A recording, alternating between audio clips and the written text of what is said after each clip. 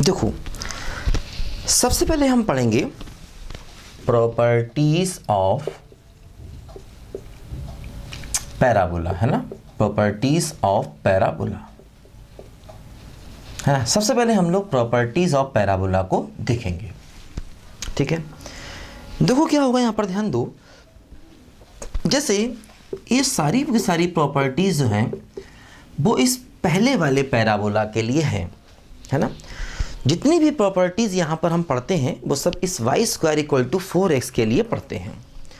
अब उनमें से कुछ प्रॉपर्टीज बाकी पैराबोला में होती हैं और कुछ बाकियों में नहीं भी होती हैं, है ना। देखो जैसे हमने ये पैराबोला लिया y square equal to 4x। देखो क्या होता है, जैसे मान लो अगर हम इसका ग्राफ बनाएं, देखो इसका ग्राफ इस तरह से बनता है ऐसे करके। ये इस पैराबोला का फोकस होता है। देखो क्या होता है, अगर हम एक कॉर्ड बनाएं, देखो ये है ए बी कॉर्ड, है ना। ये क्या है बोलो, ए बी कॉर्ड, ठीक। देखो ध्यान दो, ये कॉर्ड फोकस से पास हो रहा है तो इसको हम कहेंगे फोकल कॉर्ड, है ना। देखो हम कोई भी दो पॉइंट्स ज्वाइन कर दें वो कोई कॉर्ड हो सकती है ना। अब पैराबोला पर दो पॉइंट्स ले लें, उनको मिला दें तो वो कॉर्ड होगी। कोई भी दो पॉइंट्स ले लें, उनको मिला दें, कॉर्ड होगी। लेकिन अगर कोई कॉर्ड फोकस से पास होगी तो उसको कहेंगे फोकल कॉर्ड, है ना। तो एक्चुअली ये क्या है, ये एक फोकल कॉर्ड है। ध्यान दो, फोकल कॉर्ड। और हर एक कोनिक सेक्शन में ऐसा होता है, जो कॉर्ड फोकस से पास करेगी उसको हम बोलेंगे फोकल कॉर्ड, हमेशा ध्यान दो, ठीक। अब देखो मैंने बताया था कि पैराबोला पर हम किसी भी पॉइंट का पैरामीट्रिक कोऑर्डिनेट मान सकते हैं। जैसे मान लो मैंने इस पॉइंट को मान लिया 81 स्क्वायर 281 और इसको मैंने मान लिया 82 स्क्वायर 282, है ना। ये मैंने पैरामीट्रिक पॉइंट्स मान लिए। इस पॉइंट को देखो, मैंने बताया था कि इस पैराबोला का पैरामीट्रिक पॉइंट क्या होता है, 80 स्क्वायर 280। तो इसको मानना था तो यहाँ पर 81 स्क्वायर 281 मान लिया, और इसको मानना था तो 82 स्क्वायर 282 मान लिया। ध्यान दो, है ना। क्योंकि कोई भी पॉइंट हम 80 स्क्वायर 280 पैराबोला पर मान सकते हैं, ये पैराबोला का पैरामीट्रिक पॉइंट होता है ना। तो इस पर हमने T1 ले लिया और इस पर मैंने क्या ले लिया बोलो, T2 ले लिया। ध्यान दो, ठीक। अब देखो ध्यान दो यहाँ पर, है ना। जैसे क्या होता है, जनरली इसको P और Q लिया जाता है। P ऐसे A और B लेने में गलत नहीं है, लेकिन एक ट्रेंड चला आ रहा है कि कॉर्ड को P और Q लेते हैं।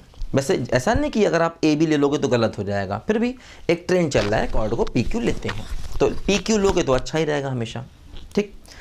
अब देखो क्या होगा, जैसे ये P S Q, ये एक स्ट्रेट लाइन। देखो जैसे अगर हम स्लोप ऑफ पी एस निकालें, एम ऑफ पी एस का मतलब पी एस लाइन का स्लोप। देखो जैसे इसके कोऑर्डिनेट क्या है बोलो, a,0, ठीक है।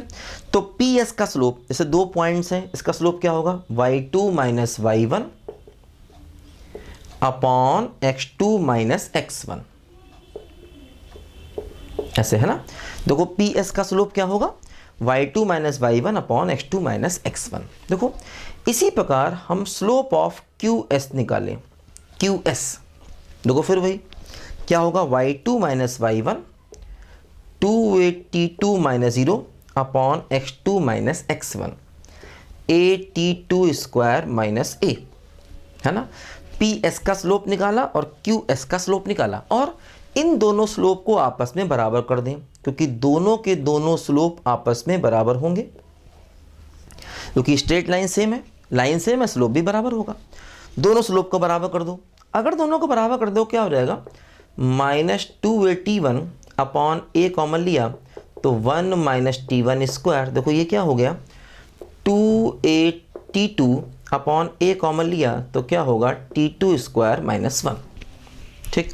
देखो a से a कैंसिल हो गया, a से a कैंसिल हो गया, इस 2 से ये 2 कैंसिल हो गया। देखो क्या बचा, minus T1 upon 1 minus T1 square T2 by T2 square minus 1, ठीक। एक काम करें, क्रॉस मल्टीप्लाई करें तो minus T1 T2 square plus T1 बराबर क्या होगा, T2 minus T2 T1 square. है ना, ये हो गया। ठीक, अब देखो काम करें, इसको इधर ले आए तो हो गया T2 T1 square minus T1 T2 square बराबर T2 माइनस T1, इसको इधर ले आए, है ना। देखो यहाँ से T1 T2 कॉमन आ गया तो हो जाएगा T1 माइनस T2, और देखो यहाँ से भी अगर हम माइनस कॉमन ले लें तो हो जाएगा T1 माइनस T2। ठीक, अब देखो वैसे तो हम चाहें तो T1 माइनस T2 को T1 माइनस T2 से काट सकते हैं, यहाँ पर गलती नहीं होगी, लेकिन ऐसे हर समय नहीं काटना चाहिए, गलती हो सकती है। देखो जैसे मैंने बताया था आपको पहले भी, मान लो एक्स स्क्वायर बराबर 2x है और आप x को x से काट दो तो x बराबर 2 मिलेगा, जो गलत आंसर है। क्यों? देखो सही तरीका इसे करने का क्या है, इसको एक तरफ लाओ और x को कॉमन लो, तो क्या हुआ, x की वैल्यू 0 हुई और 2 हुई, ये दो आंसर हुए। ये करने का इसको सही तरीका है। ठीक है, ऐसे वेरिएबल से वेरिएबल मल्टीप्लाई में नहीं काटना चाहिए, प्लस में काटो। मान लो जैसे x प्लस 2 है ना बराबर 4x, है ना, मान लो ऐसे करके है, x प्लस एक्स स्क्वायर है, तो तुम सम में काटो, कोई दिक्कत नहीं, प्लस में वेरिएबल से वेरिएबल काटो, कोई दिक्कत नहीं है ना। बस मल्टीप्लिकेशन में वेरिएबल से वेरिएबल ऐसे नहीं काटना चाहिए, वेरिएबल कांस्टेंट को काटो, कोई दिक्कत नहीं। जैसे मान लो ऐसे है 2x बराबर 4 है, अब 2 से 2 काटो, कोई दिक्कत नहीं है। कांस्टेंट को आप चाहे मल्टीप्लिकेशन में काटो, कैसे भी काटो, कोई दिक्कत नहीं है। हाँ, वेरिएबल को प्लस में काटो, कोई दिक्कत नहीं है, लेकिन वेरिएबल को मल्टीप्लाई में ऐसे x से x को नहीं काटना चाहिए, अगर काटोगे तो गलत हो सकता है। देखो जैसे यहाँ पर तुम्हें x का एक ही आंसर मिला, जबकि इसके आंसर दो थे, 0 और 2।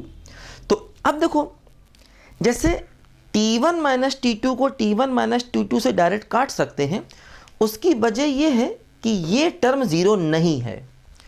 अब देखो जैसे अगर x 0 नहीं होता तो हम x को ऐसे मान लो मैं लिखूं एक्स वाई बराबर वाई जेड, और कोई कहे कि y 0 नहीं है तो आप y से y को काट सकते हो, अगर y 0 नहीं है तब। और अदरवाइज नहीं काटना है, इधर लाके कॉमन लेना है, अगर y 0 हो जाए तब। अब देखो जैसे ये टर्म 0 नहीं है क्योंकि T1 T2 के बराबर नहीं है। अगर T1 T2 के बराबर हो जाता है ना तो ये टर्म 0 हो जाता, फिर नहीं काट सकते थे। तो एक्चुअली इस टर्म को काट रहे हैं क्योंकि ये टर्म 0 नहीं है, क्योंकि T1 और T2 बराबर नहीं है, इसलिए काट सकते हैं, है ना। तो ऐसे बिना सोचे समझे नहीं काटते, ध्यान रखना। ठीक, तो इसको हमने काट दिया, ठीक है, इसको हमने काट दिया, कोई गलती नहीं। क्यों? क्योंकि T1 और T2 बराबर नहीं है, T1 T2 बराबर नहीं है, इसलिए उनका डिफरेंस 0 नहीं होगा, और ये टर्म 0 नहीं है, इसलिए काट रहे हैं। अब देखो यहाँ से क्या आ गया, T1 इंटू T2 बराबर 1 माइनस 1। ये एक बहुत इंपॉर्टेंट रिजल्ट है, ध्यान देना, बहुत इंपॉर्टेंट पैराबोला में।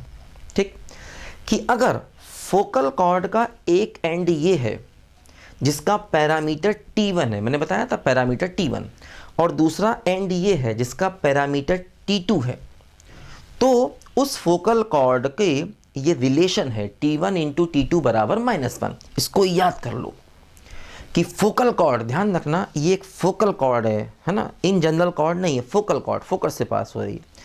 तो अगर फोकल कॉर्ड का एक पैरामीटर T1 है और दूसरा पैरामीटर T2 है, तो T1 इंटू T2 बराबर क्या होता है, -1। इस बात को याद कर लो, ये बहुत काम आएगा।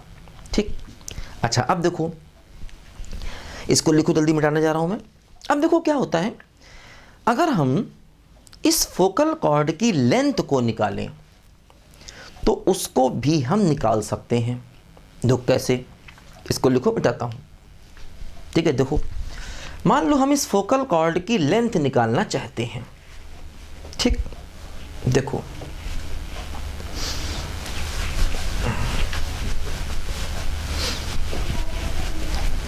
ध्यान दो, देखो हम क्या कर रहे हैं, देखो इस PQ लेंथ को निकाल रहे हैं। कैसे? डिस्टेंस फार्मूले से। क्या होगा, √x2 माइनस x1 का होल स्क्वायर प्लस, ठीक है, y2 माइनस y1 का होल स्क्वायर, ठीक है, under root x2 minus x1 का whole square plus y2 minus y1 का होल स्क्वायर। अब देखो क्या होगा यहाँ पर, यहाँ से देखो अगर a कॉमन लें तो बाहर a स्क्वायर आ गया, तो t2 square minus t1 square का स्क्वायर। देखो 2a कॉमन लें तो बाहर 4a स्क्वायर आ गया, तो t2 माइनस t1 का होल स्क्वायर, ध्यान दो। ठीक, अब देखो यहाँ पर ये क्या हो गया, a स्क्वायर, देखो इसके फैक्टर करेंगे t2 minus t1, t2 plus t1 दोनों का स्क्वायर हो जाएगा, t2 माइनस t1 का स्क्वायर और t2 प्लस t1 का स्क्वायर, है ना, ध्यान दो। ठीक है, इसके factor t2 minus t1, t1 plus t1 दोनों होल स्क्वायर अलग अलग हो गए, प्लस 4a स्क्वायर और t2 माइनस t1 का होल स्क्वायर, देखो ऐसा हो गया। ठीक, अब देखो क्या होगा, ये टर्म फिर से कॉमन आ जाएगा, है ना, तो क्या आएगा, स्क्वायर है, तो मैंने बताया था रूट के बाहर अगर स्क्वायर आएगा तो मॉड आएगा। जैसे मान लो हमारे पास ये है एक्स स्क्वायर प्लस 4 एक्स की पावर 4 और हम एक्स स्क्वायर कॉमन लेना चाहते हैं, तो ऐसे होगा ना, x square 1 plus 4 x square.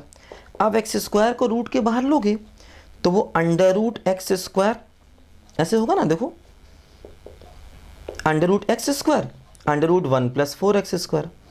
अब इसको मॉड एक्स लिखेंगे, ये बात नहीं भूलनी है। तो हम यहाँ से यहाँ पर डायरेक्ट भी आ सकते हैं, लेकिन मॉड एक्स लाना पड़ेगा, ध्यान दो, है ना। रूट ऑफ एक्स स्क्वायर अलग किया, इसका रूट अलग किया, तो लेकिन अंडर रूट एक्स स्क्वायर को क्या लिखेंगे, मॉड एक्स। तो हम ये स्टेप डायरेक्ट भी लिख सकते हैं, लेकिन मॉड के साथ में, ये बात नहीं भूलना। ये बात लिमिट में कितनी जगह पर यूज़ हुई है, ठीक है, देखो ध्यान दो।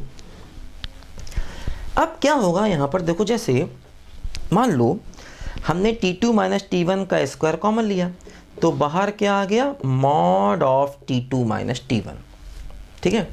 अच्छा, a स्क्वायर भी कॉमन ले लो तो मॉड a आ जाएगा। क्या बचा, बचा क्या, t2 प्लस t1 का होल स्क्वायर प्लस 4, देखो ये यहाँ पर बचा, है ना, t2 प्लस t1 का होल स्क्वायर बाई 4। अब देखो ध्यान दो क्या हो रहा है, t1 इंटू t2 बराबर क्या है, -1, है ना, t1 t2 क्या है बोलो, -1। तो जैसे अगर हम चाहें तो t2 की वैल्यू पुट कर दें तो क्या हो जाएगा, देखो mod of -1 by t1 minus t1 mod of a under root t2 की वैल्यू पुट की, तो क्या हुआ, t1 माइनस 1 बाई t1 का होल स्क्वायर प्लस 4, ऐसा हो गया। ठीक, t2 की जगह -1 बाई t1 लिख दिया, बोलो यहाँ भी और यहाँ भी। अब देखो ये मॉड है, माइनस कॉमन लेने फ़र्क नहीं पड़ेगा।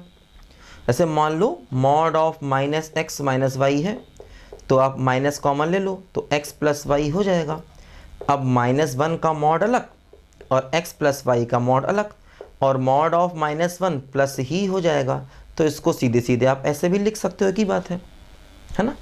तो वो चीज़ देखो यहाँ पर दोनों माइनस माइनस कॉमन लोगे फ़र्क नहीं पड़ेगा, तो mod of t1 plus 1 by t1, actually क्या है, a पॉजिटिव होता है। जब आप पैराबोला की बात करते हो तो ये कन्फर्म है कि a पॉजिटिव होता है, ध्यान देना। तो अगर a पॉजिटिव है तो सिर्फ a हो गया, और अंडर रूट देखो इसका स्क्वायर ओपन करो, तो t1 square plus 1 by t1 square और 2 टाइम दिस इंटू दिस, तो -2 और +4 हो गया, ध्यान दो। ठीक है, देखो ये क्या हो गया, a mod of t1 plus 1 by t1, और देखो अंडर रूट ये क्या होगा, t1 square 1 by t1 square plus 2। ठीक, अब देखो ये क्या हो गया, a mod of t1 plus 1 by t1, और देखो है ना ये -2 और +4, देखो इसका स्क्वायर ओपन क्या यही आएगा, +2 हो गया।